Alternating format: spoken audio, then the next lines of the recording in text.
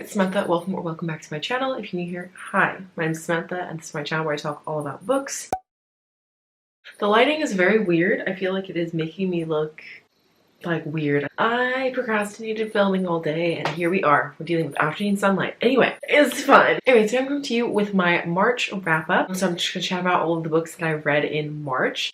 I actually had a pretty successful reading month in March in terms of the amount of books that I read and also like the pages. It was definitely my highest page count and also the highest number of books that I read in the year so far. I read 7 books, although one of those was a DNF, so I completed 6 books and I had 1 DNF. In terms of the genre breakdown, I read 1 fantasy, 3 nonfiction, 1 contemporary, and 2 sci-fi. I read 1 ebook and 6 physical books, no audiobooks. I read 3 adult books, 2 new adult books, and 2 young adult books. And my average rating was 3.75.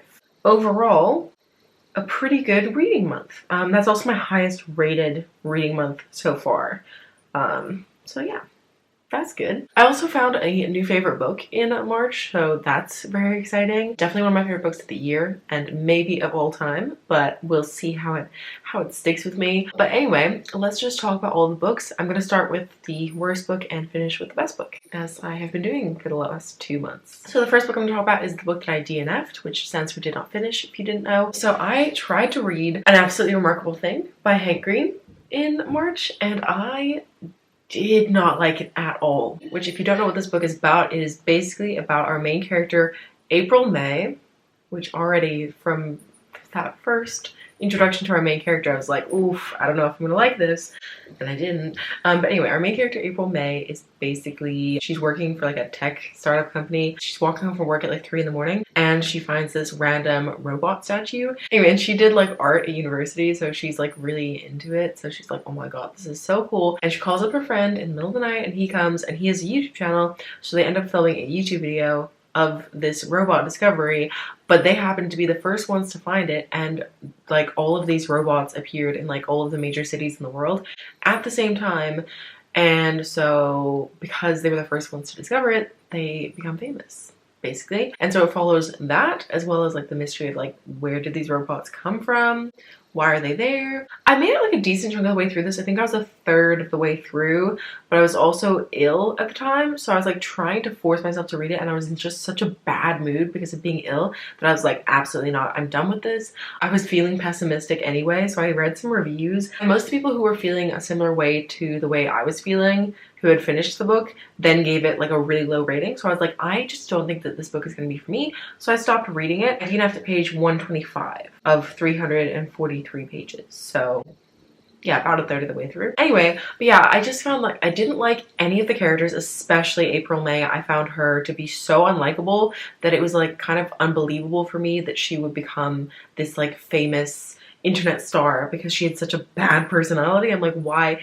She was supposed to be like likable in the world, like they all thought that she was like this likable person, but I think as a reader you're not supposed to like her, but like because of that, or maybe you are supposed to like her, I don't know, but because of that I just couldn't get behind it. I also felt like a lot of the characters were very similar, like they all had a similar sense of humor and like a similar way of talking, and because of that it makes it hard to like differentiate between the characters.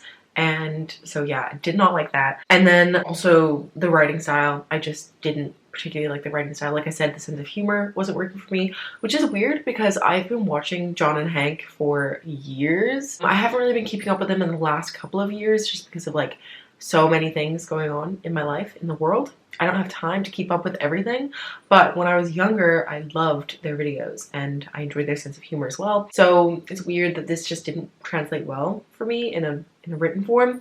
I don't know why, but I frankly hated it, so I stopped reading it, and I'm very happy with that decision. So that was my DNF of the month and my second DNF of the year. Let's hope I don't have too many. But also, like, I'm glad that I'm more comfortable with DNFing now. I just know that, like, if I'm not vibing with a book, I will look at reviews, and if I know that if people are saying the same sort of things, that, like, their issues are what the issues that I'm having at that point in the book, and I know it's not going to get resolved, then there's no point in me finishing it, you know? You feel? Anyway, that's that. Moving on, the next book that I read was Swimming Lessons by Lily Reinhart, and this is a poetry collection by Lily Reinhart, who is an actress from Riverdale, most famously, and this is about like relationships and also like dealing with depression, and it's just a little short poetry book. I read this only because my Scribd membership got renewed, and I didn't want it to get renewed, but it was renewed because I was pausing it. Anyway, but it got renewed, and I was like, okay, I have to read at least one book from Scribd, otherwise this is a total waste of my money for that month. So I was like, oh, let's read Swimming Lessons. It's short, and also I was behind on my page goal on Storygraph because I have a page goal for the year, and yeah, this lighting is killing me. So I read Swimming Lessons. I just thought it was okay. It was nothing special. I haven't read that much poetry, but I think I've read a lot of poetry that is similar to this. So I ended up giving it like 2.5 out of 5 stars. It wasn't bad, but none of the poems made me feel anything in particular. So I gave it 2.5 out of 5 stars. The next book that I'm going to talk about is the only book that I actually have physically with me, and that was Then He Ate My Boy Entrancers by Louise Renison. This is the 6th book in the Georgia Nicholson series, which is basically a 10-book series following our main character, Georgia Nicholson, as she kind of comes of age in England in the 2000s. So it's very dated. These are funny books, like they're just supposed to be good fun, and they are freaking hilarious. I will give you that, but they are also very dated. Some of the jokes are not funny because they're like making fun of specific groups, which obviously is not cool, not funny, not cute. We don't like that. But the jokes that aren't attacking people are quite funny, and like the main character is just like the most ridiculous girl ever. She has the craziest family and just has really stupid, silly, fun adventures, but not really adventures. Like her adventures are like discovering boys, basically. She's like, oh, like it's all about like her romantic relationships, and yeah, it's just funny but not good. I wouldn't recommend it. They go to the US in this book, and I really enjoyed that part. It was so funny, but then the rest of it I was just like, I don't know. I don't like the particular love interest that we're talking about at the moment. He's just a dud. He's just nothing. He just doesn't evoke any emotion. I mean, none of them do. Like, it's not that deep. But yeah, this one in particular, I don't like the love interest. So yeah, I gave it 3 stars in the end because I had such a fun time with it. But yeah, it just wasn't that good, to be honest. I mean, none of them are. They're all trash, but so fun. But I wouldn't recommend them. I would not recommend them. They do not stand the test of time. The next book I'm going to talk about is Sleeping Giants by Sylvain Muville. I decided to randomly pick this up on a whim because I want to read more sci-fi. I haven't been reading very much sci-fi, and it's a genre that I actually really enjoy. Although I've realized that I think that there are certain types of sci-fi that I enjoy more than others. For example, An Absolutely Remarkable Thing and Sleeping Giants, they're actually both very similar in premise, which is like my bad for reading them both in the same month. But they also deal with kind of like the first contact of aliens with Earth.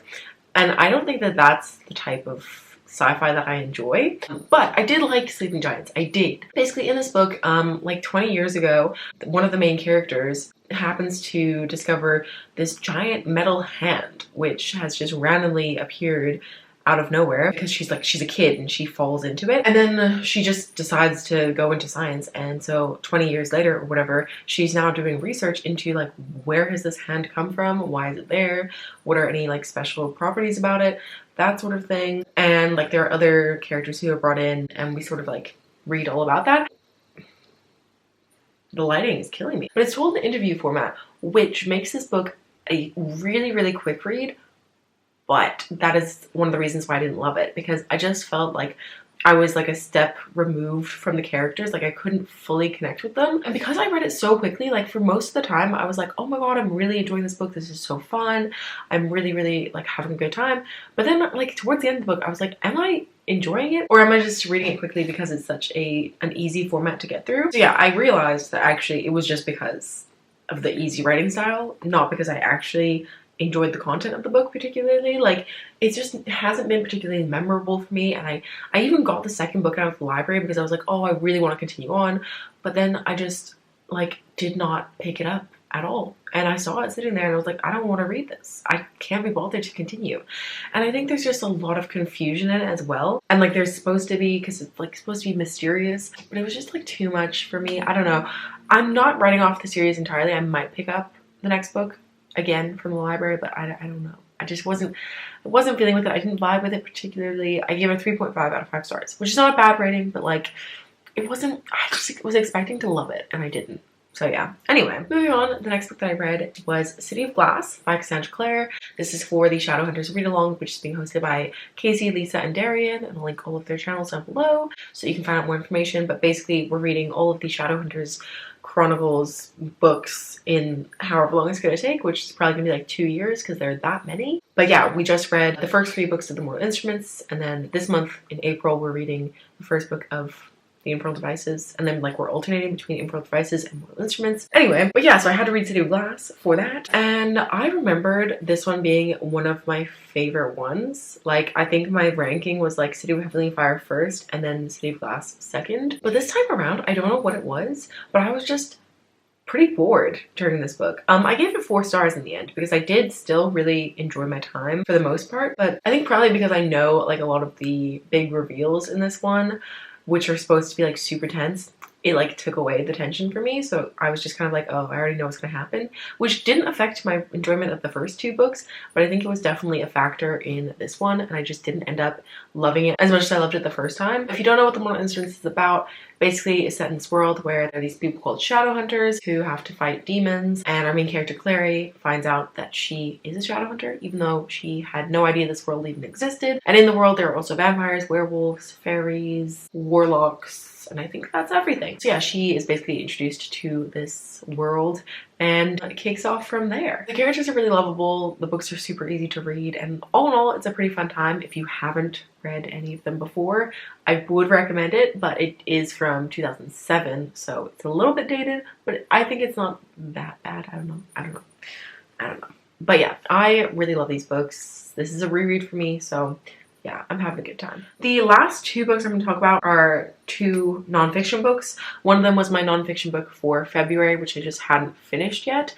So I finally finished it in March. And that was, okay, I'm trying to remember the title off the top of my head, but it's called Let's Get Physical: How Women Discovered Exercise and Reshaped the World, I think. And this is by Danielle Friedman. I like saw this on a random Goodreads list of like nonfiction books coming out this year, I think. So I saw it and I've like just been getting back into exercise after having a bit of a break from exercise. So yeah, I'm getting back into working out properly, and so I was like, oh, I love exercise. I love how it makes me feel, even if sometimes I can't motivate myself to do it. It's so stupid because I know that I feel amazing when I do it. But anyway, I was like, yeah, I definitely want to read a book about women with exercise.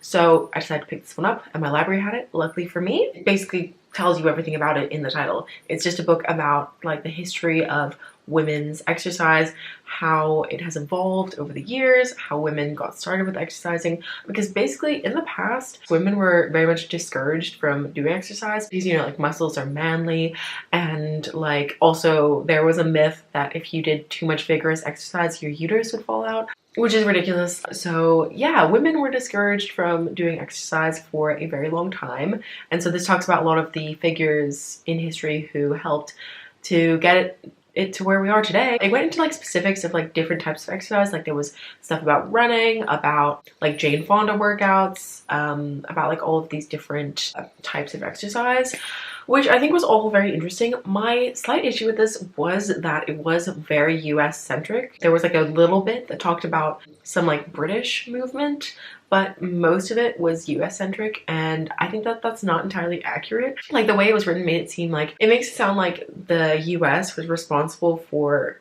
like women being able to exercise as they can today, which is not entirely true, I don't think, because I've done my own projects about women's exercise in Spain in the past, and like it predates a lot of the stuff that was mentioned in this book. So I'm not saying that it was like wrong, but I'm just saying that the way it was written had a bit of a US bias to it. So I definitely think that there are probably other sources out there that I can read and find out more about women's exercise in different parts of the world, because the world's pretty big.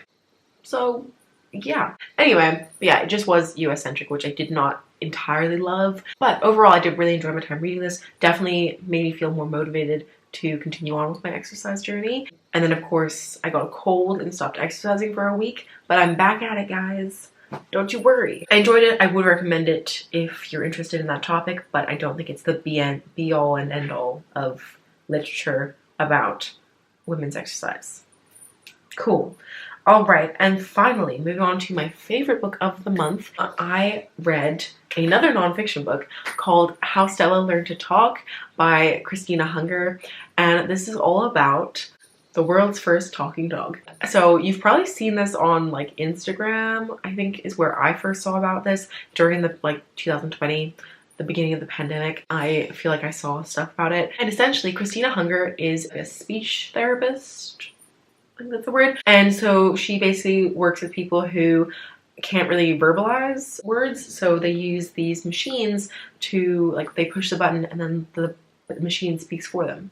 Or, well, they speak through the machine, rather. And so Christina decided to apply this sort of methodology to her new puppy and see if she could get her puppy to communicate with her so that she could like better understand the needs of the puppy. And it worked. And oh my god, this book was I just loved it so much. First of all, it was such a quick read. It was so easy to read. I think even if you're not a linguist, it would still be easy to read. Like, I don't think because I have a bit of a language background that helped me understand things better. I think even if you don't have that background, you can still understand all of the lingo. But yeah, it's like not particularly complicated to read. But because I do have a language background, that meant that I was extra interested in it. Also, I love dogs.